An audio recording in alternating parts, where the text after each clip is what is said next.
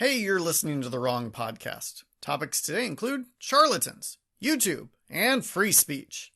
Wrong! What's wrong with you? What's wrong with y'all? What's wrong with you? What's wrong with you people? Wrong! You do have to tolerate it. It's my show. Hi, I'm Tim. I'm here to talk about politics, culture, religion, sports, and anything else you're not allowed to talk about in polite company. Issue number 1! Snake oil. Here's what you need to know about snake oil. It's real. It actually works. I am not making that up. There's no punchline to this. There is something called snake oil, and it will help you. The problem is, you got to use a special kind of snake. The lovely Wendy sent me this information from another podcast, and she's like, oh, this is totally up your alley. And knowing me as well as she does, she's right. Snake oil is real, as long as you use a Chinese water snake. What they would do is they would take this water snake and they would boil it to death. I don't know if they'd kill it first or they just boil it to death. Which raises the question, like, do they have to, raise the temperature slowly so that the snake doesn't jump out? Or do they just throw it in the boiling water? Anyways, well, before I get going, let me just say that that frog thing is totally not true. You raise the temperature on a frog, it jumps out of the pot. But that's for another episode. So you boil this Chinese water snake, and when you do that, the fat from the snake's skin or wherever it is in the snake, it rises to the top.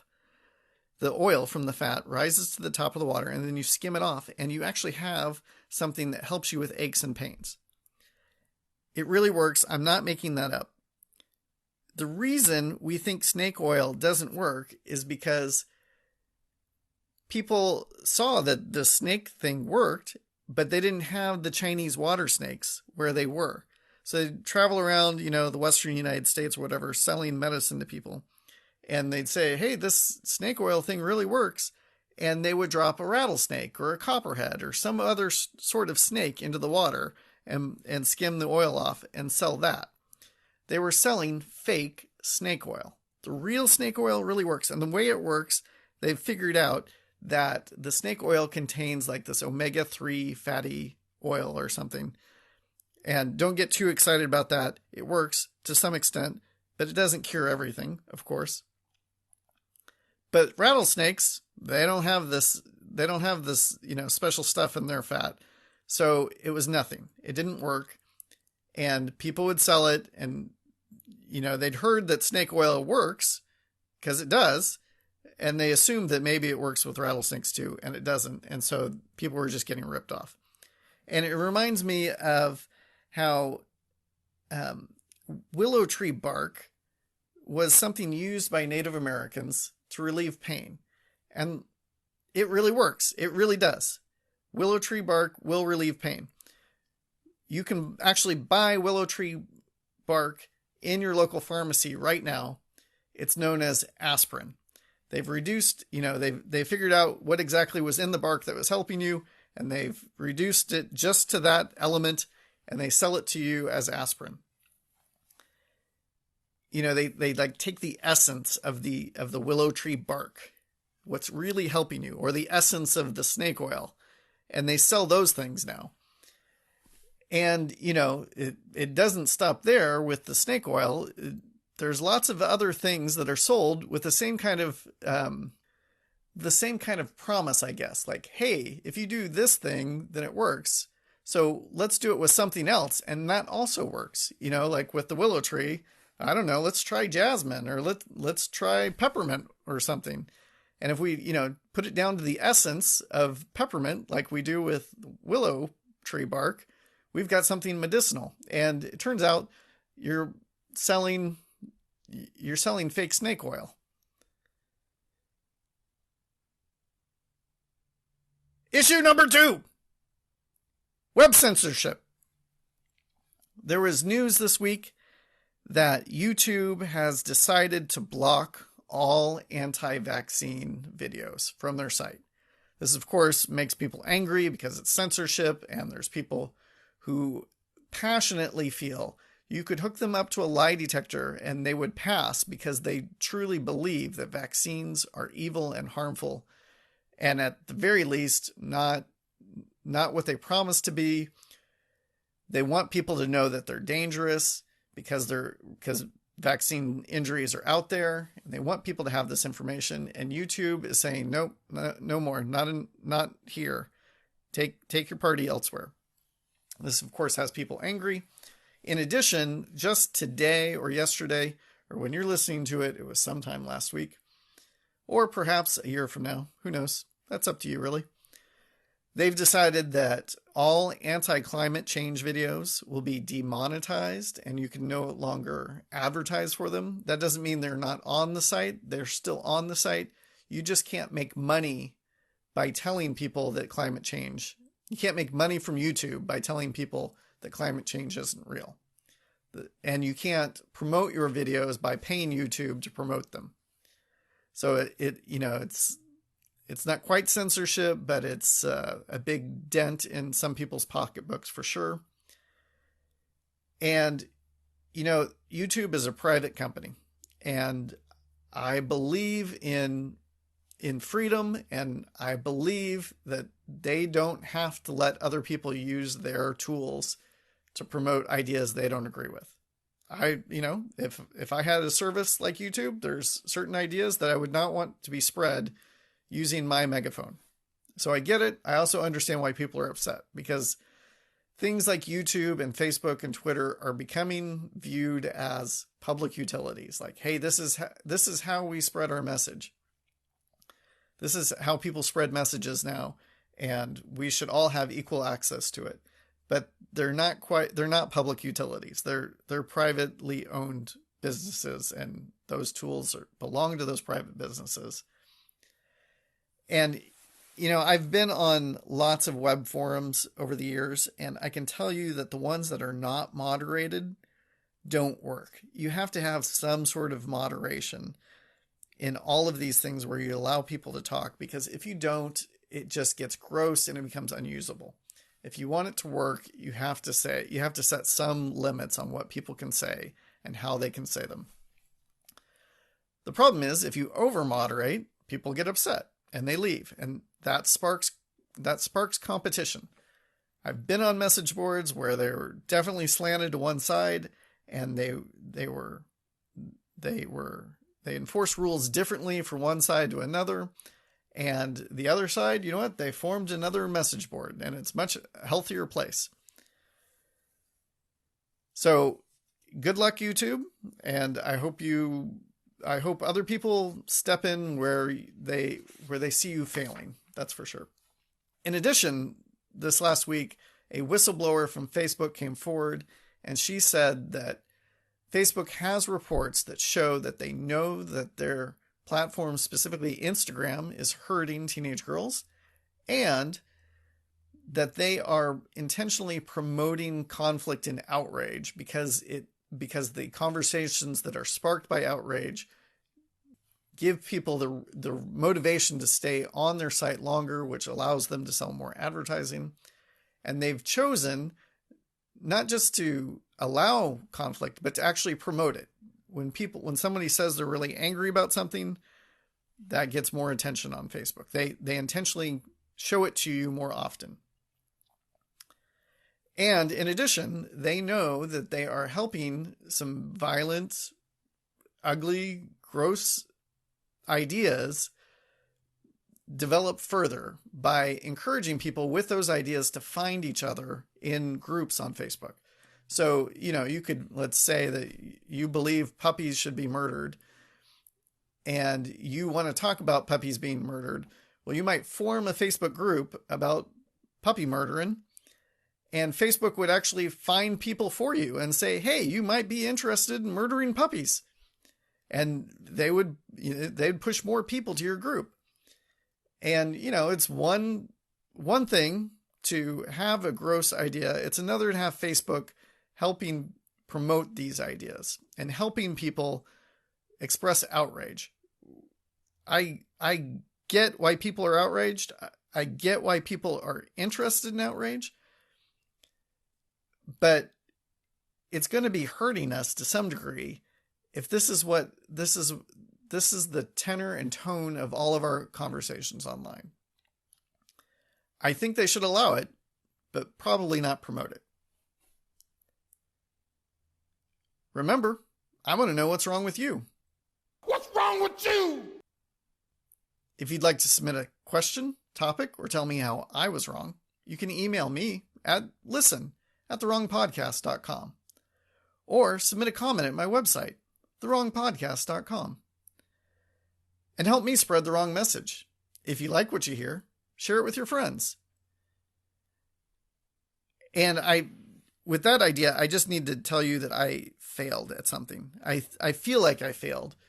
Last week, I told you the story of Elizabeth Holmes and how she manipulated people. She captivated people, I should say, by telling them how devoted she was to an idea, to her work, and how desperately she needed them to work for her. And I tried to tell a joke by making the same pitch for promoting my podcast, and nobody got the joke. I should retract that. One person, listener Alicia, thank you. I know you're listening. You're super excited to hear your name right now. She got the joke, and she thought it was funny. Nobody else got the joke. The other people, they're like, yeah, you're really like trying to promote this thing, huh? No, I was telling a joke. But yes, I am trying to promote this thing, and I desperately need you. You are the person who can make this happen for me. Now it's time for my favorite part of the show. I was wrong. I was wrong. I was wrong. Listener Gerald, he writes in and says, you forgot to mention that Joseph Smith was a bad shot. And Gerald, you are right. I forgot. I was wondering if anybody would point this out to me. I was talking about the murder of Joseph Smith by the hands of a mob. And I forgot to mention that somebody had actually, the night before, had snuck in a couple of guns to or a gun to Joseph Smith and the rest of his party. So they'd have something to protect themselves with in this jail. So clearly there was an indication that they weren't necessarily safe there. And Joseph actually used this gun to shoot his attackers. He had 6 chambers. It appears that at least 3 of the chambers misfired, and he injured 3 of the people trying to get into the room where he was being held. So it wasn't like a jail, like, with iron bars. It was actually just a room with a wooden door, and people were sticking guns in, and he stuck a gun out of the door and he shot 3 people. So I don't know that he was actually a bad shot. He got him. He didn't kill him, but he did get him. But I think Joseph was actually justified. It was self-defense, but it kind of dampers the martyrdom, lamb to the slaughter kind of motif that Jesus carries. It kind of dampens that image in regards to Joseph Smith. Issue number 3, liberalism. I am a liberal. I'm also a conservative, but you need to know I'm a liberal. But I'm not that kind of liberal. I'm a classical liberal. And it's super confusing. We probably need a new word for it. Some people call it economic liberalism, but it's become known as classical liberalism. And that's different than what you think of as a liberal today in politics, which is a social liberal. The difference between liberal and conservative generally means a conservative wants to keep things as they are. They want to conserve things as they are. They want to conserve the status quo. A liberal is somebody who wants to loosen things up. They want to liberalize so that things can change and be different. Very loose definition there. Classical liberalism arose while there were monarchs, and liberals at the time wanted things to change. At the time, everything was top down. Somebody at the top controlled who could speak, what they could say, who they could worship, how they worked their businesses, what kind of things they did in business. So all came from the top. And the liberals, they wanted to change that. They wanted to say, let's open things up. Let's allow people to do what they want to do. Let's give them all the freedom. And let's change government from being top-down authority, a monarch, to something that's very limited. There's a very limited central control. And the government's main job will just be to keep the peace. Not to promote things, not to promote this idea or that idea, this business or that idea. Just keep the peace. When we bump into each other and we have conflict, make sure it doesn't, government, we want to make sure you don't let us get violent. And classical liberalism has, been around for a couple hundred years, at least in the United States. It was the ideas that promoted the Declaration of Independence and the Constitution. So I'd say it's, had a life of about 350 years or so. And in the United States, it came to fruition over 250 years ago. And it's had a pretty good track record for us. We generally like it. About 15 years ago, I have this friend. He was in graduate school studying really deep things. And my friend, he was insecure. I think that's the best way to describe him. And the way he tried to cover for his insincerity was to criticize everything, criticize the status quo. He didn't like how anything was, and he always wanted to change things. And, he described himself as a post-liberal, and it was kind of offhanded. He was talking about all kinds of stuff. And I just thought it was interesting to declare he was a post-liberal because nobody knew what post-liberalism was.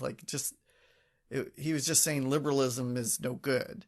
Classical liberalism is no good. And I don't know that he really had an idea of what positive ideas he was exhibiting, other than to say that he was rejecting what we've considered to be good and right in the status quo. And I'm sure if I talked to him about it, he's a very smart guy. I'm sure if I talked about it with him today, he'd have a much clearer idea of what it means to be a post-liberal. But at the time, I don't think he had any idea. And I know for sure I didn't have any idea what post-liberalism was. But today, that is different. We have for sure entered a post-liberal time. Some people say we're in an era that we are post-truth, where people's feelings matter than facts. And there is for sure the sense that we don't value individual rights and freedom the way we used to. Speech has become something that is recognized as power. There's congressmen who say that their job isn't to create laws. Their job is actually to go on cable news and go on social media and promote the ideas that they believe in. But their job is not actually to form legislation. There's a ton of congressmen who are getting rid of their legislative staff or reducing their legislative staff. The people who figure out what kind of laws we could write that could make things better or could change things for the good. They're reducing those people and instead bringing in people who can help them on social media, who can create videos for them, who can, be press agents to help them get on TV more. This has become their priority. And as a result of Congress doing less and less work of actually passing laws to make things happen, the presidency has become more and more important and more powerful. There's more and more executive orders being issued by our presidents in every term. Their office is growing while the congressional work is reducing. And because there's this inability, the reason Congress isn't working as well is because they can't find a way to compromise. Nobody can find a way of saying, hey, you take some, I'll take some. You lose some, I'll lose some. It's become this high stakes game where it's winner take all. And because of that, the presidency is becoming more powerful, which all the more it reinforces the idea that the winner takes all. We don't have a way of working out compromise. And this is becoming a big problem. There's been this idea on the right that the left doesn't respect the Constitution and they just want to assert their power on people. And you know what? They've been doing this for a while, and we should do it too. And I'm really worried about this. In addition, free speech is under attack. There's this book I totally recommend. It's called Coddling of the American Mind. And it just came out, the new edition. I think it might be paperback now. It was written maybe 4 or 5 years ago, and they've updated it with new stories to say how things are going. And they believe that free speech is still under attack. People can't handle the idea that other people might disagree with them. And, there's lots of the philosopher that really inspired the authors of this book. His name is John Stuart Mill. And he wrote about the needs for free speech a couple hundred years ago. And he really wrote kind of the treatise that everybody operates off of why liberty is important, why free speech is good. And his main idea is that the best defense against bad speech is good speech. And when somebody offers an opinion that's different than ours, it actually sharpens our point of view. If we don't have people engaging with our ideas and saying we're wrong, we get intellectually lazy. And then our ideas get weak. We need people to actually disagree with us. And when somebody disagrees or they put forward an idea that we think is bad, the way to stop them is not to censor them or prevent them from speaking, but it's actually to talk more, to be more persuasive. They're actually doing us a favor by pushing us to be more persuasive, to find better arguments, to get more people onto our side. Well, this idea is falling out of favor. Post-liberalism is rejecting Mill's ideas of free speech. Now, speech is considered violence. And there are lots of examples from the left of this kind of thing, where people need to be prevented from speaking because their ideas are hurting other people. And there's this great example from this guy named Andrew Morantz. And he talks a lot about free speech absolutism. He labels anybody who's arguing for free speech as a free speech absolutist. And he goes on to argue that yes, we need to have free speech, but in addition, we need to stop dangerous speech. And as an example, he talks about how the Rwandan genocide was promoted by the Rwandan talk radio shows. And if the United States had intervened and jammed those radio signals, then the genocide wouldn't have happened, because all of this negative speech wouldn't have been going out through mass communication. And that would have made things better, right? If a genocide didn't happen, things would be better. Well, I want to play some clips of Morantz talking about his idea. So here's the first clip. There's all kinds of speech that the government restricts: libel, child pornography, harassment of certain kinds, threats of certain kinds. And we don't call that, North Korea. We've just learned to live with it. There's so much we've learned to live with that we can't see. It's just, what do you choose to restrict? Just before a change in how we think about or regulate speech, right up until the moment that happens, we take for granted that it can't possibly change. No new restrictions could possibly come into effect. That would be tyranny. That would be North Korea. And then right after it changes, we kind of get used to it. Well, what about then the view of John Stuart Mill? John Stuart Mill wrote this amazingly perceptive book called On Liberty, where he really just laid out the case for free speech. I mean, it's kind of all in that book. He lays out a multi-pronged argument for why we should listen to our ideological opponents. Even if they're wrong, they will make our ideas sharper. When they're right, they will make our ideas better. It's actually amazing for a book written in 1859 to be so similar to the way we still talk about free speech today. It's almost uncanny. In fact, people find this stuff so useful and so contemporary that there's a video of the actor Harry Shearer just essentially explaining Mill as a guide to our free speech debates today. In his book, On Liberty, John Stuart Mill argues for one simple principle, the harm principle. It amounts to this: the state, my neighbors, and everyone else should let me get on with my life as long as I don't harm anyone in the process. One way of thinking of this is, my freedom to swing my fist ends at the tip of your nose. Mill favors free speech, too, up to the point where it inflames violence. But merely causing offense, he thinks, is no grounds for intervention, because in his view, that is not a harm. He believed that free speech was the fundamental right, the right that gives rise to all the other rights, the bottom of the pyramid. Yeah, that is for him the pillar. And for you? I don't think it's the only one. Speech matters enormously, but so does harm. And I think Mill was wrong to think that speech can't cause harm to the extent that he did believe that. I mean, if we interpret Mill as thinking that speech is always just about me and my beliefs and it can't harm you, I think that's wrong. I think speech can cause individual harm and it can cause societal harm. And so, of course, we need to take speech rights into account, but we need to take other things into account, too. And don't worry, I'll include a link to this so you can hear his full conversation, but I want to skip over to where he talks about this philosopher named Richard Rorty, whose ideas have really inspired him. And Rorty disagrees with John Stuart Mill. And this is what he thinks is better. This is what Rorty thinks is better than what Mill views as optimal. At the beginning of the hour, you alluded to an essay that Rorty wrote in 1996 called Looking Backward from the Year 2096.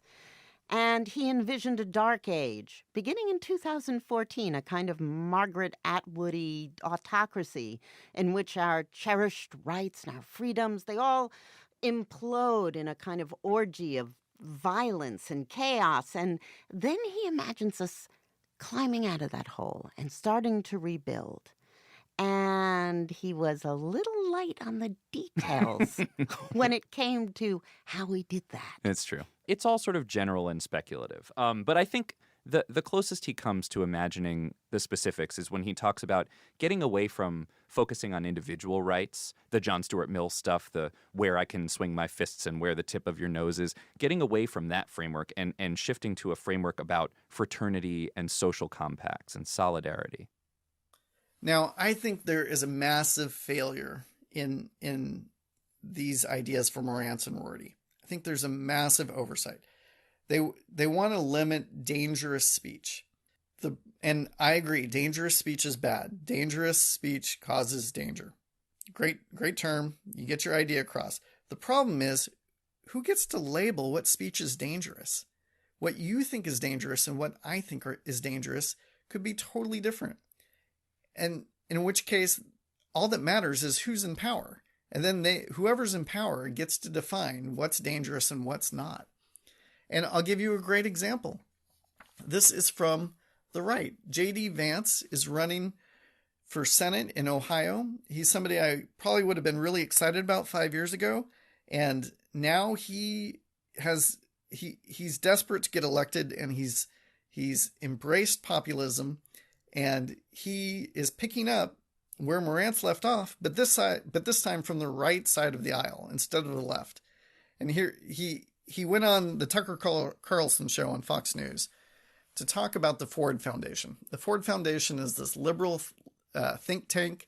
It's filled with a bunch of college professors where they're given money to promote liberal ideas, and J.D. Vance doesn't like the things they're saying. And so he has a solution to fix the Ford Foundation. Here's what he has to say. Look, they like it because they recognize at the end of the day, why are we allowing the companies, the foundations that are destroying this country to receive tax preferences? Why don't we seize the assets of the Ford Foundation, tax their assets, and give it to the people who have had their lives destroyed by their radical open borders agenda? Give it to the people whose lives have been destroyed by the heroin epidemic. Give it to the angel moms who have lost a kid thanks to the Ford Foundation's ideas. This is what conservatives we need to wake up about. The left is completely controlling our society through these institutions. If we don't fight back against them, they're going to make this country not a good place to live. Amen. God, thank you. J.D. Vance, I appreciate that. Thank you for coming on tonight.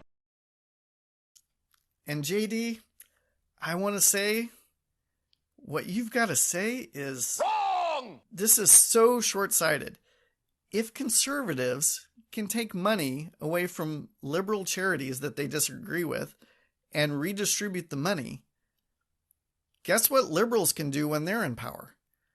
They can take money from the Heritage Foundation or from churches or from Hillsdale College.